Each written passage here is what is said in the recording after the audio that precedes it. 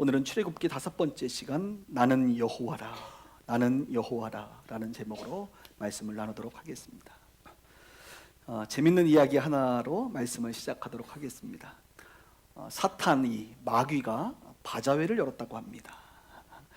바자회면 보통 자기 가지고 있는 물건들 이렇게 꺼내놓잖아요. 사탄이 바자회를 열었는데 자신의 물건들을 가격표를 다 이렇게 매겼다고 합니다. 증오심 얼마, 질투 얼마, 시기, 의심, 거짓말, 교만, 욕망, 수많은 물건들의 가격표를 매겼답니다. 그런데 그 물건들 중에 낡고 무익해 보이는 한 물건에 고가의 가격표가 딱 붙어 있었다고 합니다. 그래서 고객 한 명이 도대체 이 물건의 이름은 무엇이냐라고 물었습니다. 도대체 무엇이기에 이렇게 비싸냐 이렇게 물었어요. 그때 사탄이 이렇게 말했습니다. 그것은 낙심입니다. 낙심. 왜 그렇게 높은 가격이 책정되었습니까? 라고 물어봤더니 사단이 이렇게 말합니다. 그것은 내게 가장 유용한 도구 중에 하나입니다. 다른 물건들, 다른 도구들이 효과가 없을 때 나는 낙심을 사용해 한 사람의 마음을 열고 그 안으로 들어갈 수 있어요. 일단 안으로 들어가면 내가 원하는 대로 할 수 있습니다. 사람들은 이것이 내 것이라는 것을 거의 모르기 때문에 이 도구로 한 사람의 마음속에 들어가기가 쉽습니다. 그래서 가장 비쌉니다 라고 어느 에피소드를 봤는데, 여러분 그래요. 정말 사탄은 낙심을 통해서 우리 가운데 보이지 않게 접근하고 우리에게 속삭입니다. 결국 하나님과의 관계를 멀어지게 합니다.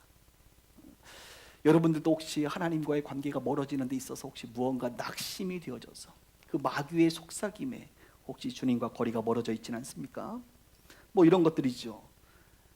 우리가 조금 연약할 때마다 너가 그러고도 크리스찬이야 라면서 우리를 낙심시킵니다. 하나님이 정말 너를 사랑하시는 게 맞아? 라고 의심하고 낙심시키죠. 하나님이 정말 그렇게 말씀하셨어? 하나님이 너를 부르셨다고? 너가 그렇게 기도했는데 하나님께서 기도에 응답하시니? 이런 속삭임을 마귀는 한다는 겁니다. 건강의 문제, 여러분들의 자녀들의 문제, 직장과 누군가의 관계와 또 재정의 문제, 그리고 여러분들이 목표하며 기도 제목으로 내놓았던 그 모든 것들이 여러분들의 시간표대로 진행되지 않을 때 우리는 낙심합니다. 마귀는 낙심이라는 고가의 물건을 여러분들 앞에 펼쳐놓으면서 우리 가운데 접근하고 속삭이고 있는 줄 여러분들 살펴보시기를 바랍니다.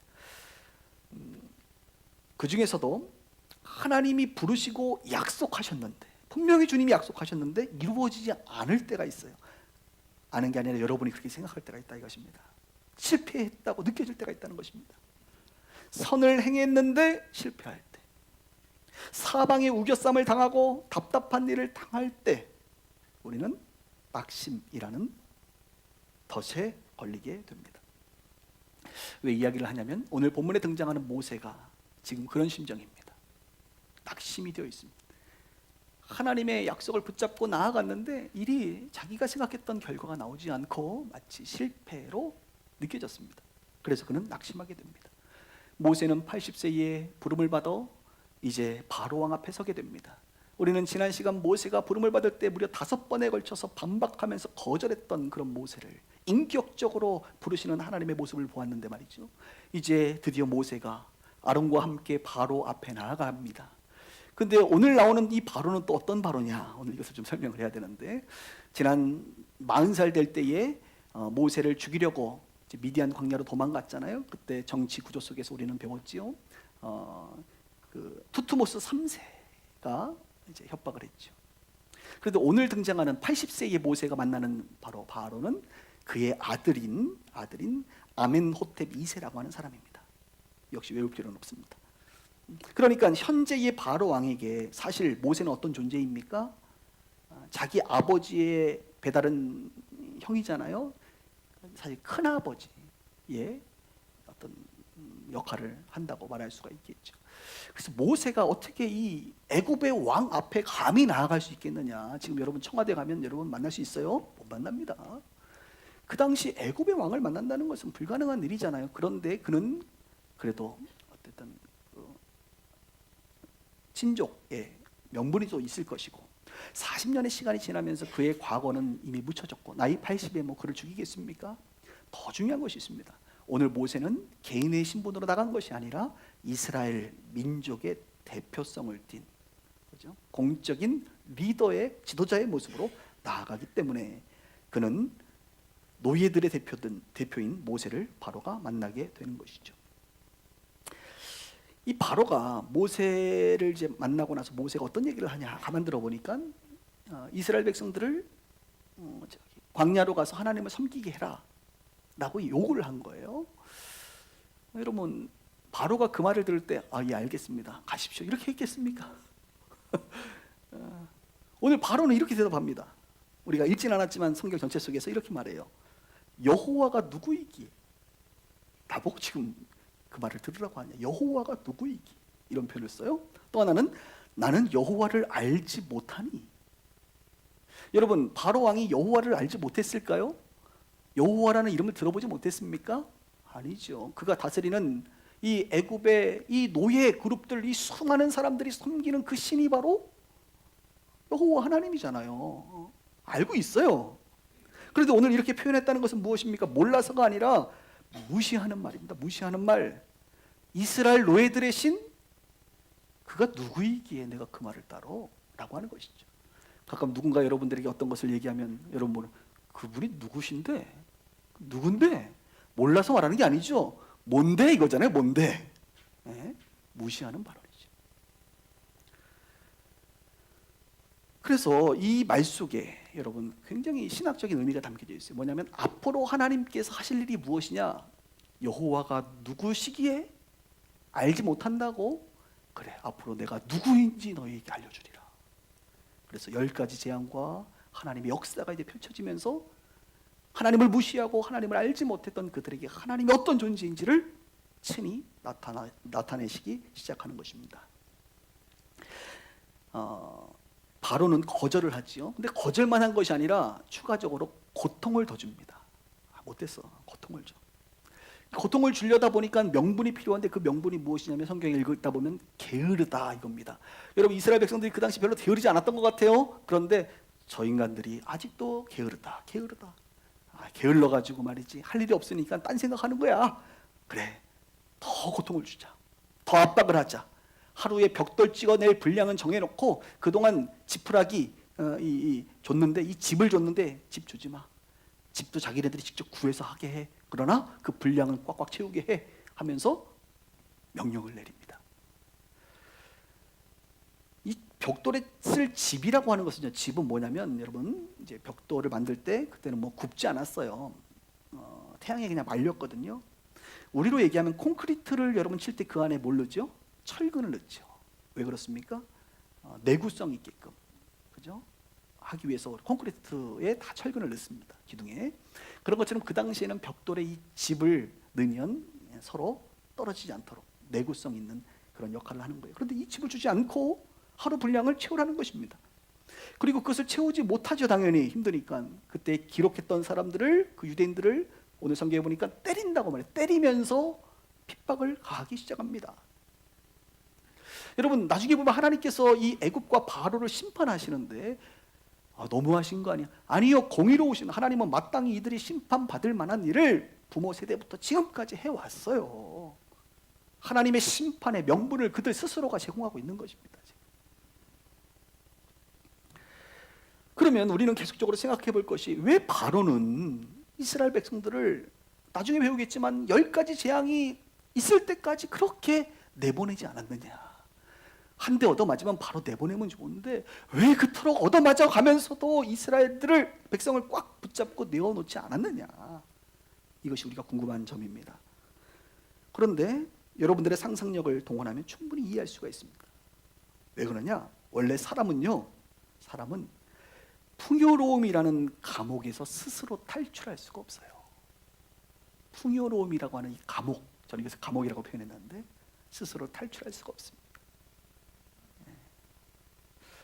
여러분 이스라엘 사람들의 노동력이라고 하는 것은 지금요 이집트에서는 어떤 겁니까? 경제와 사회의 중심이고 국가를 붕괴시키기도 할 수 있는 영향력이에요.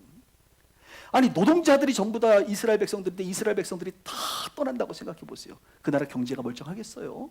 무너지죠, 순간. 뭐 가깝게 생각하면 이런 것입니다. 아마 이 이집트 가족의 한 집에 분명히 노예들이 있죠. 그 노예 중에 이스라엘 노예들이 있을 겁니다. 히브리 사람들이. 그 사람들이 했던 게 뭡니까? 가사 도우미, 빨래하고 청소하고 이 풍요로움을 누리고 살았단 말이에요. 아이들 낳으면 유모 역할, 베이비시터 누가 있을까요? 여러분 혹시 노예제도 있으면 베이비시터 여러분들이 아이 키우겠습니까? 다 베이비시터 두고 다 키우는 건 아니겠어요. 그런 풍요로움을 이집트 사람들이 누렸단 말입니다. 그런데 한순간에 히브리 사람들이 다 나간다고요? 이건 국가는 문제고 당장 나도 불편해. 안 하던 빨래 해야지요. 청소해야죠. 애 키워야지요. 이게 쉬운 일이 아니에요. 그뿐만입니까? 히브리 사람들이 건설업종의 노동자로 지금 다 일을 하고 있잖아요. 벽돌 구우면서. 또 뭐 건설업뿐만입니까? 지금으로 얘기하면 제조업이라든지 서비스 업종에 아마 이 히브리 노예들이 다 쓰임을 받고 있었을 거예요. 그런데 이들이 다 나간다고요? 용납이 되겠어요? 왕으로서, 통치자로서 불가능한 일입니다. 제가 수년 전에 카타르에 우리 한인교회를 그때 하나 세웠는데, 빛과 소금의 교회가 있었는데요. 그래서 카타르를 제가 올해 몇 번을 갔습니다. 자주 갔죠, 카타르를. 근데 카타르, 뭐 아부다비, 또 아랍에미리트 이쪽을 보면요, 참 재밌는 게 그 국가의 인구 구조가 어떻게 되어 있냐면 현지 그 국민들보다 외국인 근로자가 훨씬 많습니다. 통계에 의하면 아랍에미리트 같은 경우는 무려 한 87%가 외국인 근로자고 자국민들은 13%에 불과해요. 카타르 같은 경우만 하더라도 한 65%에서 70%가 외국인 근로자들이고 자국민들은 얼마 안 됩니다. 그러니까 자국민들은 뭐 하는 거예요? 공무원들 다 옷 편하게 입고 공무원, 집 다 주고 천연가스 많이 나오니까 아주 편안하게 살아요. 관리 감독은 다 카타르 사람들이 하는데 실제 일하는 사람들은 파키스탄, 인도, 동남아 사람들이 와가지고 다 일을 해요. 그러면 카타르 국왕이 어느 날 갑자기 인도 사람들, 파키스탄 다 나간다고 하면 보내줄까요? 예, 나가세요. 이렇게 하겠습니까? 경제 무너져요. 87%의 아랍에미리트의 노동자들을 한 번에 나간다? 이것은 불가능한 일입니다. 그러니 바로 왕이 상식적으로 생각해도 사실 이스라엘 백성들이 애굽을 떠나는 것을 용납할 일은 없는 것이죠. 미국 가면요, 길거리에 가장 많이 만나는 사람들이 누굽니까? 이 히스패닉 사람들, 히스패닉. 그래서 멕시코 사람들, 또 뭐 그 중남미 사람들이 이제 많이 와 있는데 불법 체류자로도 와 있고, 길거리 가면 하루 일당을 위해서 맥도날드 같은 데 앉아서 계속 기다리고 하루 일당을 위해서 기다리는 사람들이 많습니다, 여러분. 물론 현 지금 대통령 트럼프가 장벽을 세워서 못 들어오게 하겠다 뭐 하지만 어떤 사람들은 웃으면서 이 사람들 없으면 미국 경제 안 돌아간다 얘기하는 사람도 있어요. 그래서 미국에서 아주 재밌는 표현이 하나 있잖아요. 이런 표현입니다. 미국은 히스패닉 없으면 패닉이다. 미국은 히스패닉 없으면 패닉 상태에 빠진다. 이런 말이 있어요. 못 알아들으신 분들 그냥 넘어가시면 됩니다. 오늘 바로왕 입장에서는 이스라엘 백성들이 나간다는 것은 말도 안 되는 것입니다. 인정할 수 없는 것입니다. 아직 그들이 살만하니까, 조직적으로 행동할 만하니까 딴 생각한다고 생각하는 거예요. 그래서 정신없게 만듭니다. 딴 생각을 아예 못하도록 만듭니다. 마치 자기의 아버지, 할아버지가 썼던 정책대로 이 히브리인들에게 더 고통을 줘서 그들이 더 이상 딴 생각을 못하도록 그동안 통치했던 것처럼 오늘 이 바로왕도 동일한 방법으로 집을 주지 않고 때려가면서 더 고통을 주게 된 것이죠. 우리가 읽지 않았지만 이제 5장 마지막 쪽에 보면 그래서 모세가 이렇게 얘기해요. 주여 어찌하여 우리 백성들에게 이런 학대를 더 주십니까? 그 다음 또 이렇게 얘기해요. 주여 어찌하여 나를 보내셨습니까? 내가 지난번에 안 간다 그랬잖아요. 5번이나. 어찌하여 나를 보냅니까? 어찌하여 낙심해버렸어요. 모세가 낙심. 그리고 모세는 트라우마가 있어요, 여러분. 40년 전 자기 스스로 리더가 되고 구원자가 되고 재판관이 되려다가 실패했잖아요. 그래서 광야로 도망갔지 않습니까? 왕 앞에서. 그런데 오늘은 이제 하나님의 말씀을 듣고 애굽 왕 앞에 다시 나타나서 그가 구원자가 되고 재판관이 되려고 하는데 리더 역할을 감당하는데 또 실패한 거잖아요, 지금. 백성들은 기대했을 겁니다. 이번엔 뭔가 있겠구나. 그러나 결과는 어떻게 됩니까? 모세와 아론에 대한 원망이 더 큰 겁니다. 모세는 또 한 번 40년 만에 트라우마, 이 실패에 대한 생각이 떠오르는 거예요. 여러분, 트라우마라고 하는 거, 이 실패라고 하는 것은요, 어떻게 극복하느냐? 그 실패한 것을 다시 성공할 때 트라우마는 극복되는 겁니다. 어떤 사람은 물에 대한 트라우마가 있어요. 물. 그 트라우마는 어떻게 극복하는 줄 아세요? 수영을 해야 극복이 됩니다. 저는 이제 고소공포증이 있는데요. 저는 이렇게 절대로 저희 집 아파트 거실에서 아래를 쳐다보지 않습니다. 이 고소공포증은 어떻게 해결되느냐? 번지 점프를 한번 해야 극복이 돼요. 그죠? 저는 제일 이해 안 되는 사람이 뭐 바이킹을 탄다든지 위에서 갑자기 떨어지는 걸 타는 사람들은 저는 이해가 안 돼요. 안 돼요. 저에게는 그런 아픔이 있어요. 어떤 사람들은 대중들 앞에 서는 것에 대한 트라우마가 있어요. 왜 그런가 했더니 어렸을 때 사람들 앞에서 무언가를 했는데 막 조롱을 받거나 상처를 받으면 그런 트라우마가 생길 수 있습니다. 그거 어떻게 극복합니까? 그 과정을 다시 한번 겪어서 인정받고 칭찬받고 박수를 받으면 아마 극복될 수 있을 것입니다. 어떤 친구들은 면접에 대한 두려움이 있대. 면접. 그러니까 취업이 안 되는 거예요. 면접을 못 하는데 사람들 앞에서 뭔가 이야기하는 게 너무너무 힘들 때 면접에 대한 트라우마는 면접을 통해서 극복할 수 있습니다. 오늘 모세의 이 트라우마, 실패는 어떻게 극복될 수 있습니까? 하나님께서 왕 앞에 다시 한번 40년 전 그리고 어제 겪었던 그 문제를 극복하도록 하나님이 그를 인도하실 것입니다. 하나님이 낙심한 모세에게 오늘 우리가 읽은 본문에 보면 이제서야 다시 나타납니다. 한번 여러분 본문을 볼까요? 2절 마지막에 보세요. 뭐라고 쓰였습니까? 나는 여호와니라. 오늘 앞에 화면에 보면 제가 색깔을 다르게 했는데 나는 여호와니라. 8절 마지막도 뭐라고 쓰여졌습니까? 나는 여호와니라. 이것을 수미 쌍관 구조라고 말하는데 이 구조의 핵심 의미는 뭐냐면 강조할 때 쓰는 표현이에요. 처음에 한번 얘기하고 선언을 하고 마지막에 또 한 번 얘기하는 것. 나는 여호와야. 모세야, 나는 여호와야. 그런데 중간에도 나와요. 중간에도 6절에도 나는 여호와라, 7절에도 여호와인 줄 알지라. 이 짧은 성경 구절 안에 나는 여호와라는 말이 몇 번? 4번 등장하는 거예요. 지금 하나님께서 낙심한 모세에게 어떤 메시지로? 나는 여호와야 라고 하는 메시지로 모세를 지금 다루고 있다는 것을 여러분들이 눈치채셔야 됩니다. 3절에 보면 전능의 하나님이라는 표현이 나옵니다. 전능한 하나님. 이것을 히브리어로 엘샤다이라고 말합니다. 엘샤다이. 들어보셨죠? 엘샤다이. 그러니까 하나님이 아브라함과 이삭과 야곱에게는 엘샤다이, 전능한 하나님으로 나타났는데 오늘 내가 너에게는 어떻게? 여호와로 나타난다. 오늘 나는 너에게 여호와야 라고 말하는 거예요. 이게 무엇을 말할까요? 엘샤다이, 이 전능한 하나님이라고 하는 것은 약속을 맺을 때 하나님이 쓰는 표현입니다. 언약을 맺을 때. 그렇죠. 하나님께서 아브라함에게 하늘의 별처럼 바닷가의 모래처럼 내가 자손들을 많게 할 거야 라고 하나님께서 약속하셨습니다. 근데 아브라함이 당신 누군데? 뭐 능력 있어? 라고 말할 거 아닙니까? 엄청난 이 언약과 약속은 전능한 하나님, 능력의 하나님이셔야만 이 약속을 할 수 있는 거예요. 그래서 하나님이 언약, 약속을 줄 때는 뭐예요? 엘샤다이, 전능한 하나님으로 나타났지만 여호와라는 말은 야훼, 지난주에 스스로 있는 자라고 하는 의미의 핵심은 약속을 성취하는 분이셔 라고 하는 의미예요. 엘샤다이는 내가 약속을 주는, 약속하는 하나님이라고 한다면 여호와는 뭐예요? 약속을 이루는 하나님이야. 모세야, 내가 너에게 했던 그 약속 내가 이룰 거야. 나 여호와야. 나 여호와라고. 이렇게 얘기하고 있는 거예요. 내가 이룰 거라고, 내가 성취할 거라고 4번이나 말하는 거예요.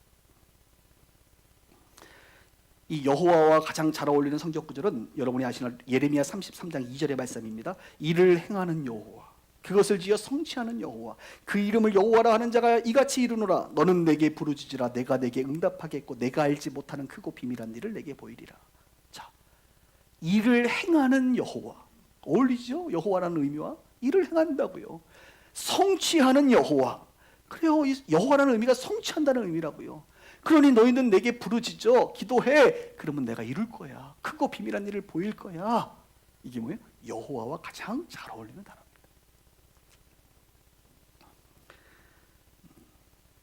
6절부터 그 안에 8절까지 내용을 보면 계속 동사들이 이렇게 나옵니다. 내가 너희들을 빼낼 것이야. 내가 너희들을 속량할 거야. 너희들을 인도할 거야. 결국 너희들을 내 기업으로 삼을 거야 라고 하는 하나님의 성취, 일하심을 담아내고 있다. 그게 뭐예요? 나는 여호와야, 모세야. 이렇게 말하는 거예요. 사랑하는 여러분, 여러분에게 하나님은 어떤 분이십니까? 오늘 이 교회에 와서 여러분들이 하나 기억해야 될, 배워야 될 하나님은 어떤 분이십니까? 여호와 하나님입니다. 전능한 하나님이 아니라 여호와 하나님. 그 말은 무슨 말이에요? 여러분들과 언약하신 하나님, 너희는 내 백성이 되고 나는 너희의 하나님이 될 거야. 나는 너희들에게 하나님이야, 하늘 아버지라고. 너희들은 내 자녀야, 내 자식이야, 내 백성이야. 이게 언약의 핵심 내용이거든요. 그걸 내가 이룰 거야.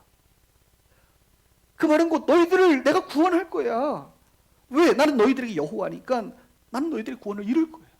너희들 기도해. 내가 그 기도에 응답하고 성취할 거야. 나 여호와라니까.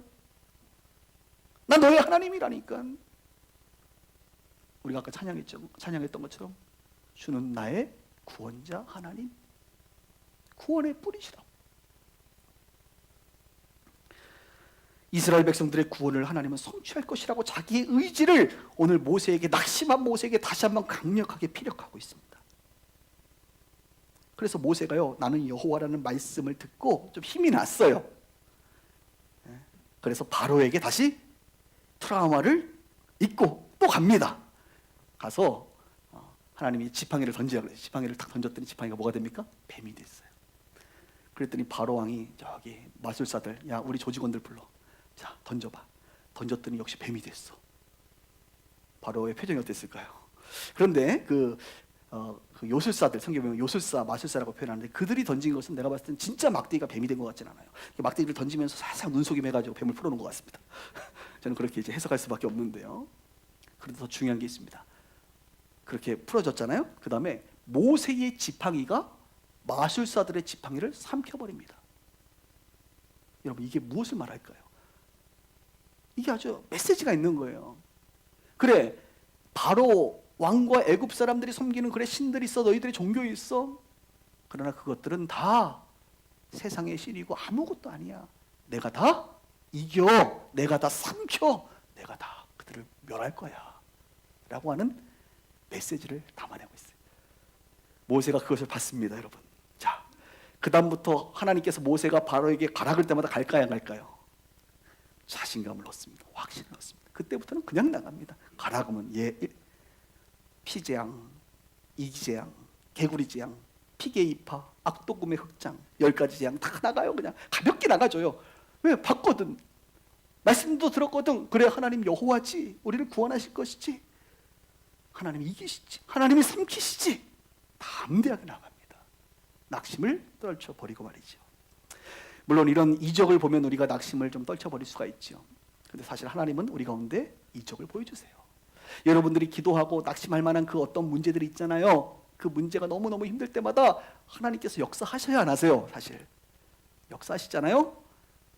여러분들이 느끼기에 완전하게 출애굽되는 것 같지는 않지만 뭔가 하나님께서 역사에서 나를 이끌고 계시는구나, 하나님이 정말 관여하고 계시는구나, 나의 하나님 맞구나, 나의 아버지 맞구나, 여호와 맞구나라는 것을 하나님은 끊임없이 여러분의 인생 가운데 이적들을 통해서 확인시켜 줍니다. 왜요? 우리는 하나님의 말씀을 그냥 그대로 믿어야 되는데 도마처럼 의심이 많거든요.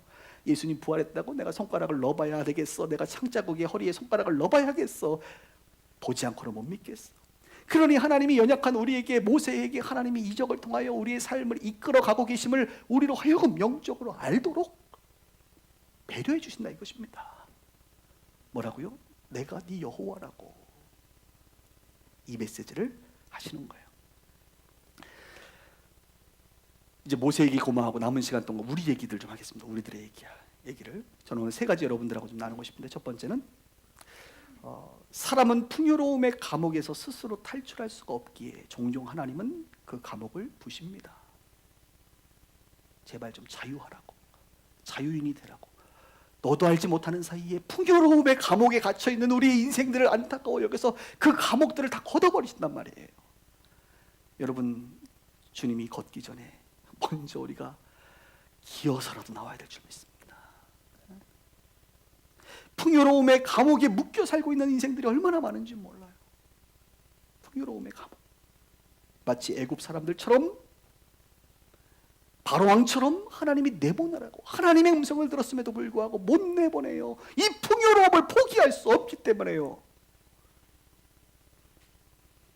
버리라고, 이제 그만 떠나보내라고, 이제 너와 상관없는 것이 되도록 그것을 좀 끊어버리라고 말씀하세요. 그것이 죄가 될 수도 있지요. 우리가 버릴 수 없는 풍요로움이 있습니다. 그 풍요로움 때문에 하나님의 뜻을 이루지 못하고 10가지 재앙이 진행되는 동안 붙잡고 있는 우리의 모습들이 얼마나 있는지 몰라요. 오늘 여러분들에게 그것이 무엇입니까? 풍요로움을 선택하실래요? 하나님을 선택하실래요?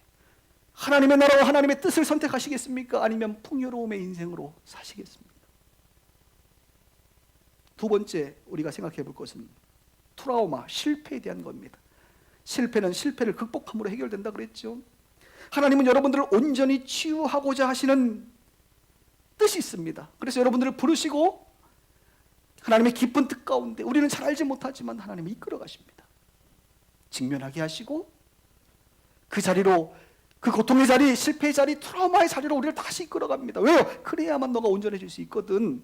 그때 우리는 회피한단 말이에요. 회피. 하나님, 저는 안 돼. 그건 안 돼요. 내가. 아니, 그게 돼야 네가 온전해지는데 그게 안 된다고? 그거는 안 됩니다. 저 너무 힘들어요. 너무 아파요. 이제는 좀 할 수 있지 않겠어? 광야 40년 동안 훈련받고 이제는 좀 가능하지 않겠어? 모세야 했던 것처럼 여러분들을 종종 트라우마의 자리로 다시 이끌어서 그것을 극복하기를 원하세요. 온전케 되기를 원하신다고요. 그 실패 자리에서 다시 일어나기를 원하십니다. 성공하기를 원하고 승리하기를 원하세요. 세월이 지나 계속 쳇바퀴 돌듯이 도는 것이 아니라 이제는 온전해져야 되지 않겠냐라고 우리에게 말씀하세요. 마지막 세 번째 포인트는 이것입니다. 우리가 오늘 모세처럼 낙심하고 있지는 않는가라는 질문입니다. 오늘 여러분들이 교회 오면서 혹시 낙심한 모습으로 오진 않았습니까? 무엇이 여러분들을 이토록 낙심하게 만드나요? 오늘 이 사단의 바자회의 최고 상품인 이 낙심에 엮여 있지는 않습니까, 여러분? 하나님께 약속의 말씀을 받았지만 당장 응답되지 않는 것을 볼 때, 그리고 점점 더 수렁으로 빠져 들어가는 것 같이 느낄 때, 오늘 이스라엘 백성들이 느끼는 것처럼 말이죠. 그때 혹시 낙심하고 있지는 않습니까? 도저히 회복도 온전함도 안 될 듯 싶을 때 우리는 낙심한단 말이죠. 너무 오랜 시간 동안 좀 빨리 됐으면 좋겠는데 너무나도 오랜 시간 동안 변화가 없을 때 우리는 낙심하게 돼요. 환난과 고통이 우리 가운데 우리를 힘들게 할 때 우리는 낙심하게 됩니다. 성경은 끊임없이 우리 가운데 낙심하지 말라라고 가르쳐주고 있습니다. 따라합시다. 낙심하지 말라. 고린도서 4장 16절, 그러므로 우리가 낙심하지 아니하노니. 왜요? 우리의 겉사람은 낡아지나 우리의 속사람은 날로 새로워지도다. 우리의 속사람은 지금 날로 새로워지고 있지 않느냐. 그러니까 육신의 모습 때문에 너무 겉사람 때문에 낙심하지 말라. 고린도서 4장 8절은 말합니다. 우리가 사방으로 우겨쌈을 당하여도 쌓이지 아니하며 답답한 일을 당하여도 낙심하지 아니하며. 사방에 우겨쌈 안 당해. 속지마. 답답한 일 당한다고 낙심하지 마. 괜찮아 라고 주님께서 계속 우리 가운데 낙심하지 말라고 말해요. 그리고 더 나아가서 고린도서 7장 6절은 낙심한 자들을 위로하시는 하나님이 디도가 오므로 우리를 위로하셨어요. 기도처럼 누군가 사람을 통하여 또한 위로해 주시기 때문에 그렇습니다. 여러분 낙심할 때 가끔 하나님의 방법 이적을 경험하잖아요. 어떻게? 누군가를 통해서 그 낙심된 내 인생을 이렇게 위로하시고 이렇게 세워주는 거 경험했죠. 목사로서 제가 그런 사람 되길 바랍니다만, 제가 아니어도 누군가를 통해서 낙심한 나를 다시 한번 위로해 주신 하나님, 그 얘기를 하는 거예요. 데살로니가 3장 13절에 오늘 모세가 들어야 됩니다. 형제들아 너희는 선을 행하다가 낙심하지 말라. 하나님의 말씀을 대언하고 하나님의 뜻대로 지금 바로에게 나아간 것은 얼마나 큰 선입니까? 근데 선을 행하다가 지금 모세가 낙심을 해버렸단 말이죠. 낙심하지 말라는 거예요. 우리가 선을 행하되 낙심하지 말지니 포기하지 아니하면 때가 이름에 거두리라. 하나님이 때가 되면 거둘 거야. 포기하지 마, 이 말이에요.